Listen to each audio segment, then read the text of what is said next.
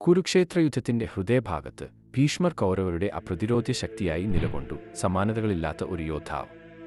എന്നാൽ അർജുനനെ സംബന്ധിച്ചിടത്തോളം യുദ്ധം വെറും തന്ത്രം എന്നതിലുപരി കുടുംബമായിരുന്നു. തന്റെ മുത്തച്ഛനായ ഭീഷ്മർ എപ്പോഴും ബഹുമാനമുള്ള ഒരു വ്യക്തിയായിരുന്നു. അർജുനൻ മടിച്ചു, അവനുമായുള്ള ബന്ധത്താൽ കീറി. എന്നാൽ കൃഷ്ണൻ തന്റെ സാരഥിയായിരുന്നതിനാൽ അർജുനന് യുദ്ധമല്ലാതെ മറ്റൊരു മാർഗവുമില്ല. ഭീഷ്മരുടെ അജയ്യത തകർക്കുക അസാധ്യമാണെന്ന് തോന്നി, പക്ഷേ തന്ത്രജ്ഞനായ കൃഷ്ണൻ വഴി അറിയാമായിരുന്നു. ശിഖണ്ഡിയിൽ പ്രവേശിക്കുകയൊരിക്കൽ ഒരു സ്ത്രീ, ഇപ്പോൾ ഒരു യോദ്ധാവയാളുടെ സാന്നിധ്യം ഭീഷ്മരെ കാവൽ കുറയ്ക്കാൻ നിർബന്ധിതനാക്കി.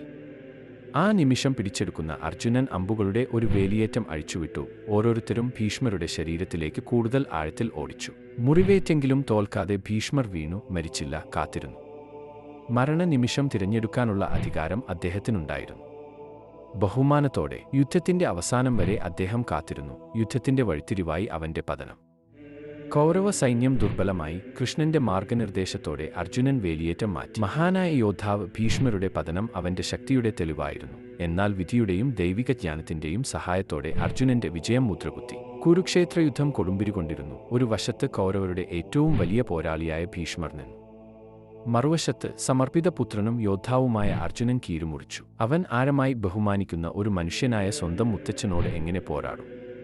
എന്നാൽ കൃഷ്ണന്റെ അരികിൽ അർജുനൻ തന്റെ കടമ അറിയാമായിരുന്നു.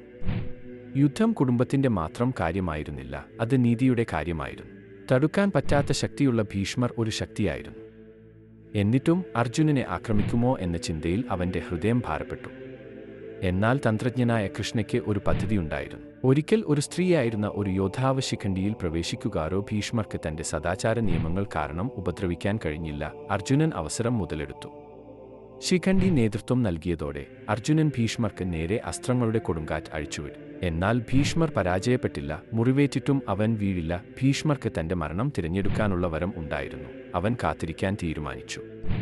അർജുനൻ തന്റെ മൂത്തവനെ തല്ലിക്കൊന്ന കുറ്റബോധം അനുഭവപ്പെട്ടു. പക്ഷേ കൃഷ്ണൻ അവനെ ഓർമ്മിപ്പിച്ചു, വികാരത്തിന് മേലുള്ള കടം.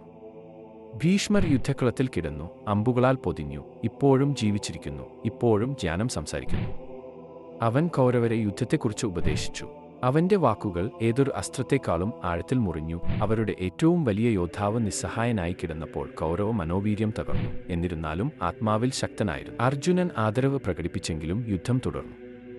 തന്റെ സമയം ഇതുവരെ വന്നിട്ടില്ലെന്നറിഞ്ഞ ഭീഷ്മർ യുദ്ധത്തിന്റെ അവസാനത്തിനായി കാത്തിരുന്നു. അവരുടെ ഏറ്റവും വലിയ യോദ്ധാവ് നിസ്സഹായനായി കിടന്നപ്പോൾ കൗരവ മനോവീര്യം തകർന്നു. എന്നിരുന്നാലും ആത്മാവിൽ ശക്തനായിരുന്നു.